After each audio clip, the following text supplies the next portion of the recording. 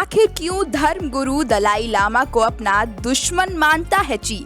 क्यों दलाई लामा को तिब्बत से भागकर भारत में शरण लेनी पड़ी?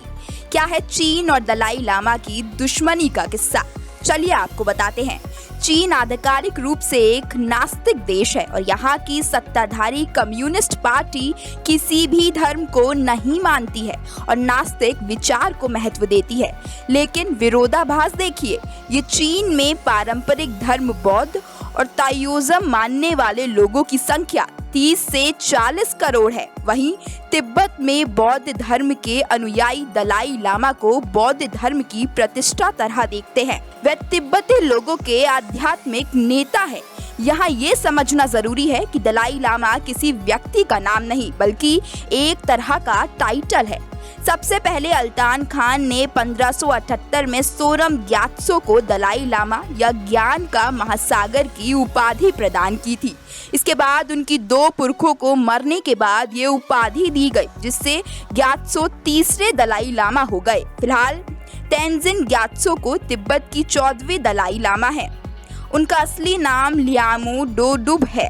6 जुलाई 1935 को इनका जन्म तिब्बत के तख्तसेर नाम के एक छोटे से गांव में हुआ था। तिब्बती मान्यताओं के अनुसार वो तिब्बत के पिछले 13 दलाई लामाओं का वर्तमान अवतार हैं। दलाई लामा को करुणा का बोधिसत्व माना जाता है। मित्रों, बौद्ध धर्म में बोधिसत्व उन लोगों को कहा जाता है जो सेवा करने के लिए पुनर्जन्म लेना चुनते हैं। 1876 में 13वें दलाई लामा थुबटेन ग्यात्सो ने 19 साल की उम्र में राज्य के कर्तव्यों का कार्यभार संभाला था। उनके समय में ब्रिटिश इंडिया अफसरों और चीन के बीच अच्छे व्यापारिक संबंध हुआ करते थे, लेकिन तब ब्रिटिश ने तिब्बत की चढ़ाई चढ़ी। तब दूसरी ओर से चीन ने भी तिब्बत में घुसने की कोशिश की। हालांकि किन्हीं कारणों से अंत में तिब्बत के ऊपर से आक्रमण का खतरा टल गया और 13वें दलाई लामा ने जनवरी 1913 में तिब्बत की पूर्ण स्वतंत्रता की औपचारिक घोषणा कर दी। लेकिन 1933 में उनके निधन के बाद चीन में तिब्बत को कब्जाने की नई चाल चलना शुरू कर दिया। सितंबर 1949 में कम्युनिस्ट हो चुके चीन ने अपनी मंशा जाहिर करते हुए पूर्वी तिब्बत पर हमला कर दिया।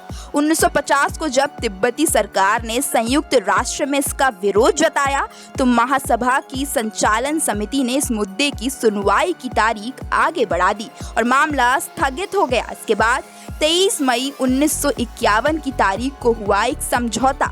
इस दिन दलाई लामा ने चीन के 17 बिंदुओं वाले एक समझौते पर हस्ताक्षर किए थे।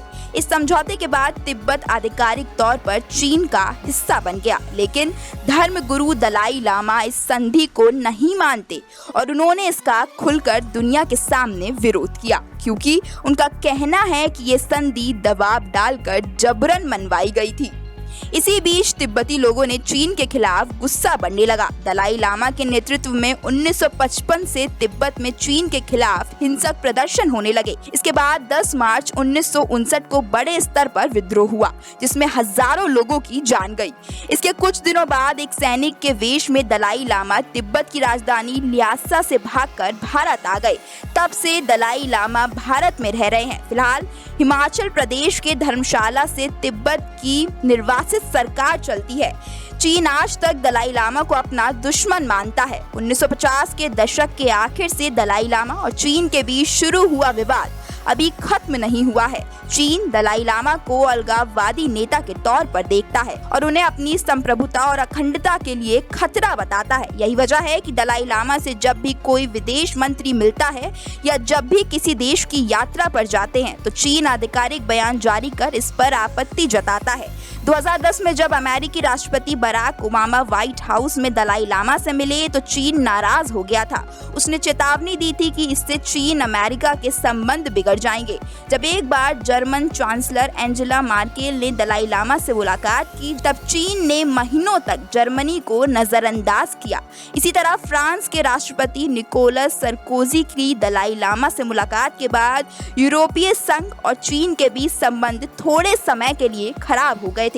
चीन इस मामले में भारत को भी आंखें दिखाता रहा है और फिलहाल एक बार फिर से ये मुद्दा गरमाया हुआ है। आप चीन और दलाई लामा के मुद्दे को कैसे देखते हैं, कमेंट करके जरूर बताएं।